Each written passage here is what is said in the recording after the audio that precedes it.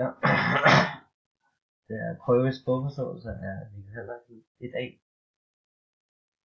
Men vi skal en sætning her.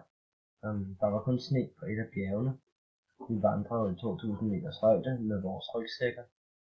Men vi vandrede ofte, så vi kan godt klare det, selvom det er en smule hårdt. Der var kun sne på et af bjergene, og på det er et forholdsord, og et det er et kendord, og bjergene det er et navnord. Vi vandrede i 2000 meters højde, så vandrede det er et udsagnsord, et verbum, og i det er også et stedord. 2000 meter højde med vores rygsækker, og så vores, det er også et stedord. Men vi vandrede ofte, så vi kan godt klare det. Vandrede, det er også et verbum, altså et udsagnsord, og ofte det er et verbe, altså biord.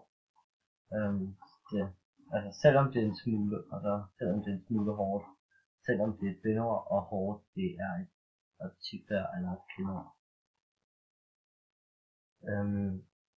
Substantivs funktion. Substantiver optræder i sætninger som subjekt, altså grundled, eller som objekt, genstandsled, dativobjekt, eller hensynsled, prædikater, omfangsled, eller som styres efter en præposition, altså formled. Substantivers form.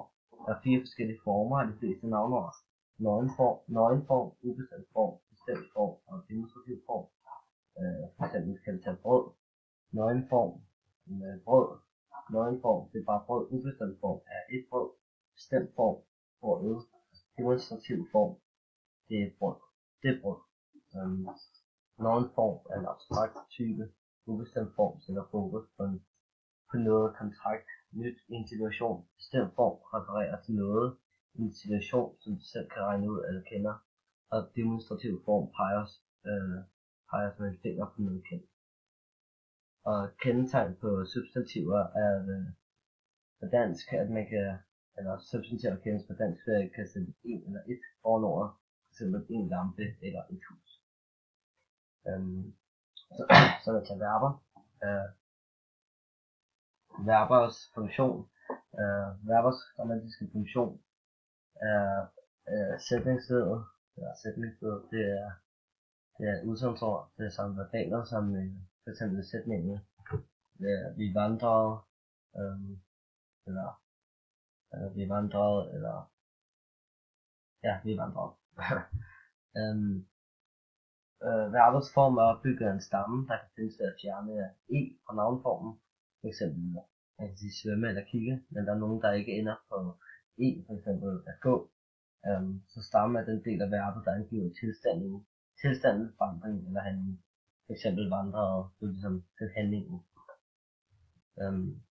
Kendetegnet et verbum er, at på dansk man kan sætte jeg eller at foran ordet, for eksempel at læse, jeg læser eller jeg læste. Adjektiver som er tillægsord af deres funktion. Adjektiverne optræder i sætningen som prædikater. For eksempel i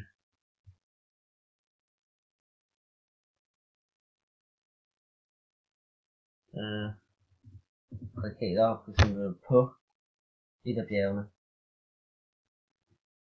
Ja.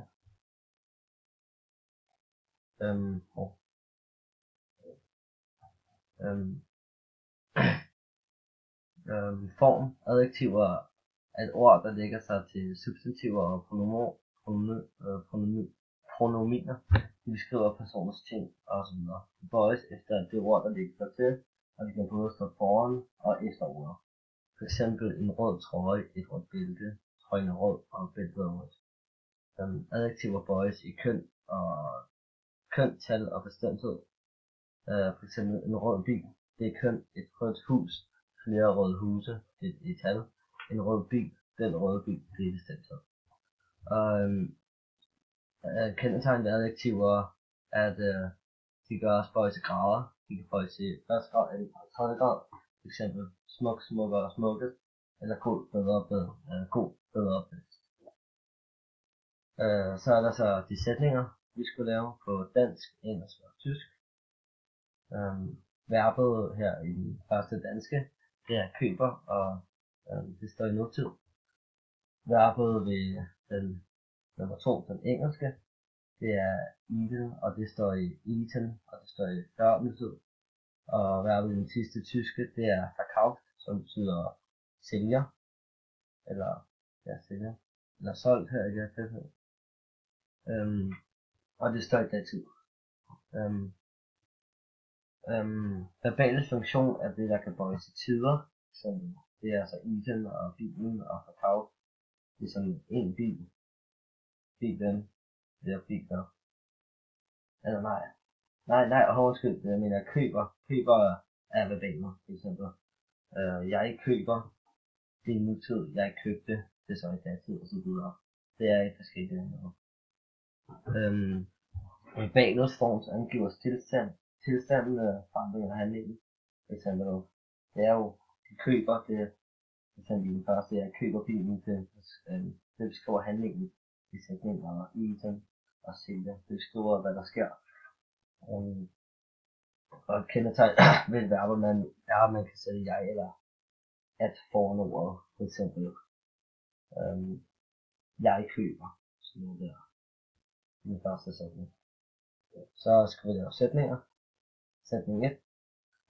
Bedsteforældrene gav deres børnebørn en kattekilling i gave i går. Hvad det hedder? Objektet. Nej, hvad det hedder?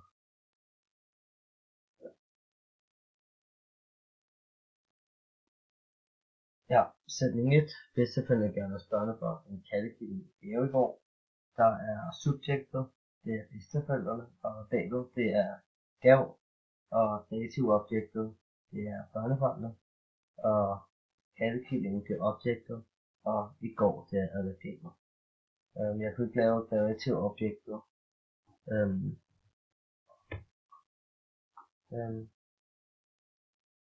Fordi jeg kan ikke lave tegner, men det er en firkant, og objektet, det er en trekant. Og adverbiet, det er ligesom sådan en bølgestreg.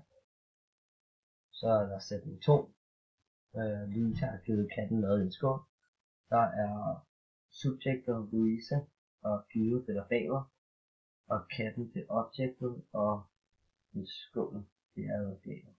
Og det er ligesom før jeg fik lavet tegner, men katten det er en trekant, og en skål det er bølgestreg. Ja, så er det.